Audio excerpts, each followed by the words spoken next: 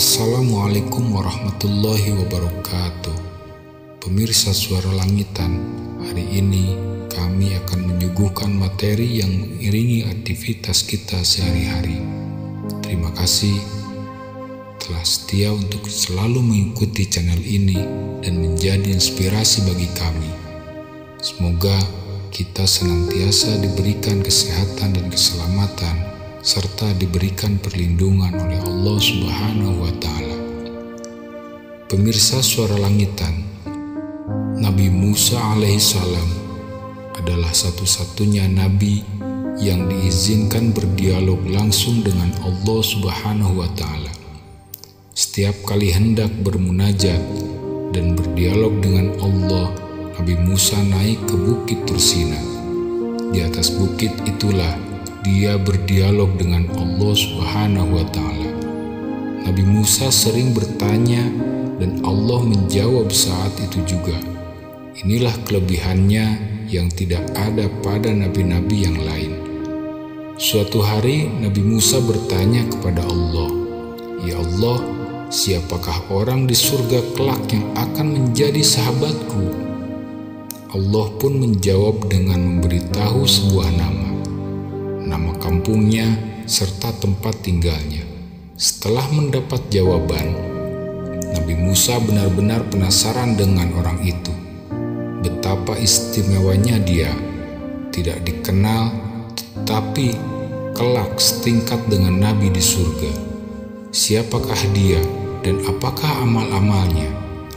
Musa turun dari Bukit Tursina dan berjalan berhari-hari mencari orang itu ke tempat yang diberitahu Allah Subhanahu wa Ta'ala.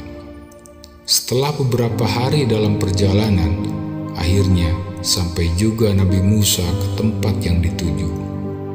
Dengan pertolongan beberapa orang penduduk setempat, Nabi Musa berhasil bertemu dengan orang tersebut. Ia ternyata seorang pemuda. Setelah memberi salam, Nabi Musa dipersilahkan masuk dan duduk di ruang tamu. Anehnya, pemuda itu tidak melayaninya. Dia malah masuk ke dalam bilik dan melakukan sesuatu di dalam. Sebentar kemudian, dia keluar sambil membawa seekor babi betina yang besar. Babi itu dituntunnya dengan baik dan rasa hormat. Nabi Musa terkejut melihatnya. "Loh, apa-apaan pemuda itu? Ia memelihara babi di rumahnya," kata Nabi Musa tersentak kaget dalam hatinya penuh keheranan. Babi itu dibersihkan dan dimandikan dengan baik. Setelah itu, babi itu dielap sampai kering serta dipeluk cium, kemudian dihantarkan kembali ke dalam kamar. Tidak lama kemudian, dia keluar lagi dengan membawa pula seekor babi jantan yang lebih besar. Babi itu juga dimandikan dan dibersihkan, kemudian dielap hingga kering dan dipeluk serta dicium dengan penuh kasih sayang. Babi itu kemudiannya dituntun diantar kembali lagi ke dalam kamar yang sama. Setelah selesai, barulah dia melayani Nabi Musa alaihissalam. Nabi Musa bertanya heran, "Wahai anak muda, apa agamamu sampai berbuat seperti itu kepada babi?" "Agamaku agama tauhid. Aku beriman kepada Allah," jawab pemuda itu. "Tapi mengapa engkau mengurus babi bahkan sampai seperti itu?" "Kita tidak boleh begitu terhadap babi," kata Nabi Musa. "Wahai Tuan," kata pemuda itu, "sebenarnya kedua babi itu adalah ibu bapakku. Karena mereka melakukan dosa besar, Allah telah mengazab mereka dengan mengganti wujudnya menjadi babi. Soal dosanya itu, biarlah itu urusannya dengan Allah.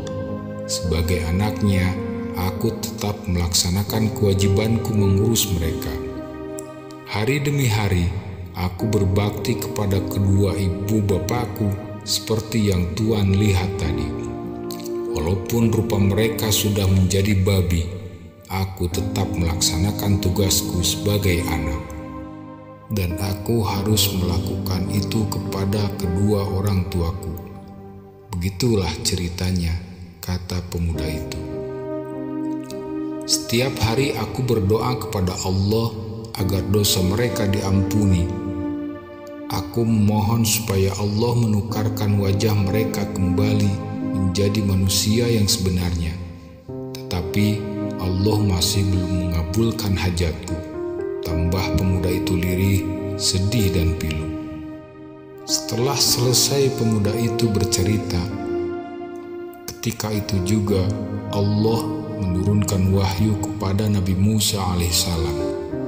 Wahai Musa, inilah orang yang akan menjadi sahabatmu di surga nanti, sebagai buah dari baktinya yang sangat tinggi kepada kedua orang tuanya.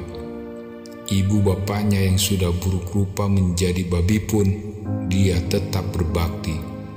Oleh karena itu, kami naikkan makamnya ke derajat yang tinggi di sisi kami.